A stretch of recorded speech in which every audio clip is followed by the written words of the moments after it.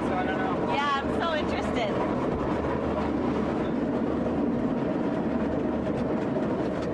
It's 5 days since I left Vancouver. So far, so good. We're running out of food and water, and we're going to get off and refuel. So we're just coming into Winnipeg. Yes, we are. It's in Winnipeg Yard.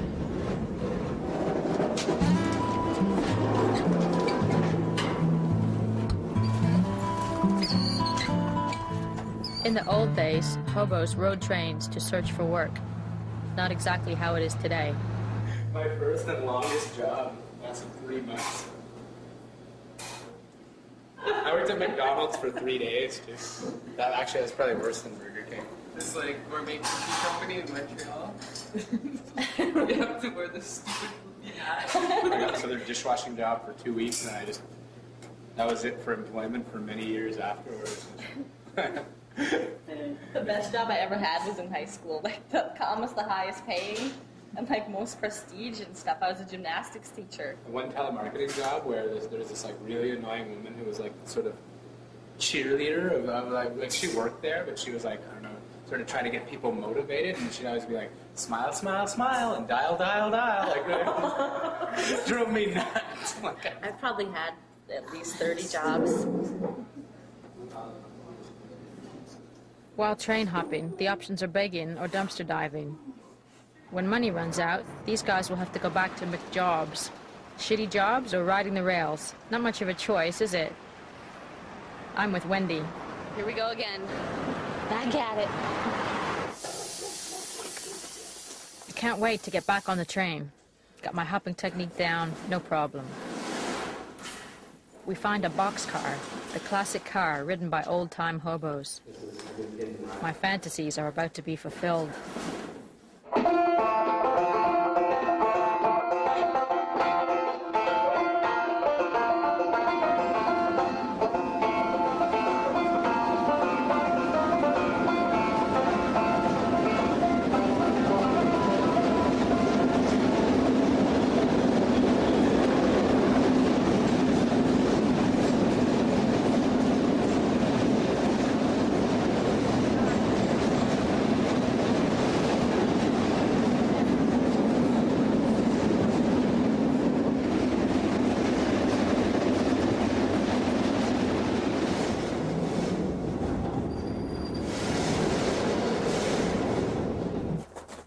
Oh, the boxcar was not fun at all.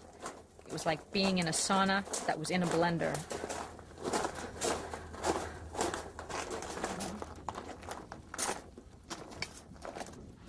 It's a gamble talking to workers in the train yard. Either they'll help us or turn us in to the rail police.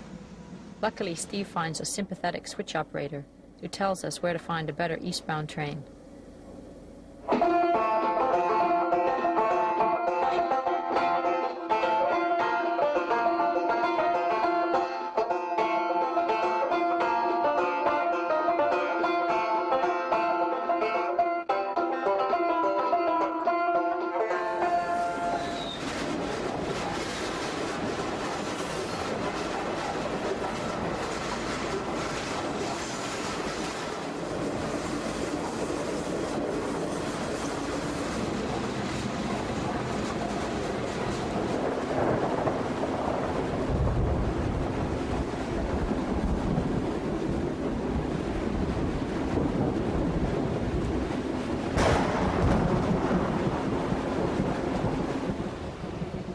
No respite from the rain. The car fills with water. We arrive feeling cold, tired, like drowned rats. We were on the train 56 hours from Winnipeg, the last 6 of which were pouring rain. I pretty much just stayed in my sleeping bag, got soaked. A bit of water. It's kind of itchy.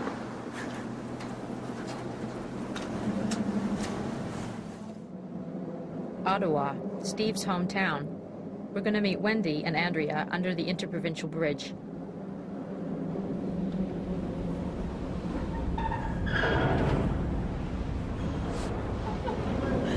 Oh, God.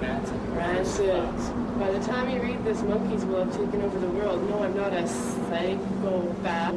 I grew up here. It was hell. I was made to feel like a big loser, and now whenever I come back, I feel like a big loser.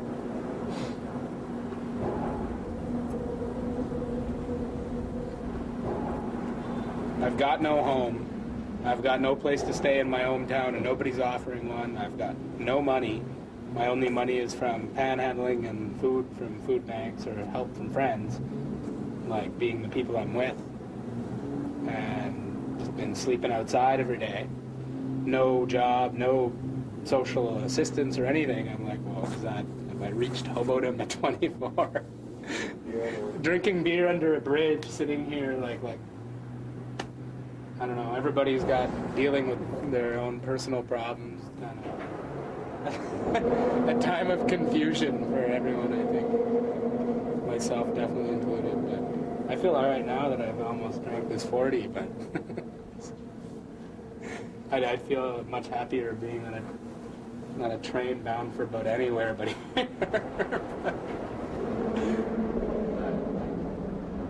That night, 2 park wardens arrive. They tell us to move on. Steve says we've got nowhere else to go. And police finding a more confrontational situation late last night after being called to the interprovincial bridge to move several street kids.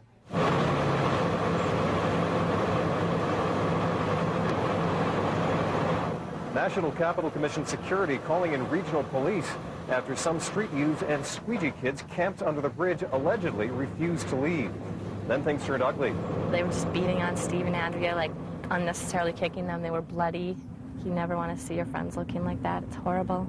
They started assaulting Steve, so I was just screaming at them, and as soon as I started screaming, I was thrown to the ground. One of the officers just started punching me in the face, and one other one held my legs, and they just started kicking me in the head.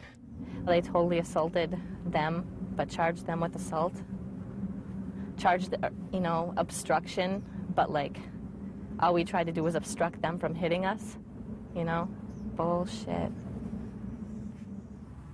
Everyone was pretty shook up. After 2 nights in jail, Steve and Andrea have had enough of riding the rails. We're going on without them.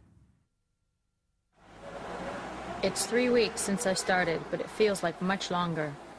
Friendships are made, you travel with someone for a while, then you go your separate ways. That's the way it seems to work. Now it's me, Wendy, Todd, and Lindsay, a runaway who we met in the washroom of a truck stop. My name is Lindsay, and I ran away from home because I was meant to be a nomad. I like to travel. My plans are to go to San Francisco, California, because I hear it's very nice and peaceful there. And what happens if you get caught on this trip? If I get caught, basically they're going to lock me up till I'm 18, which is pointless. It's a waste of life. I need to be out here in the road. I need to see the world.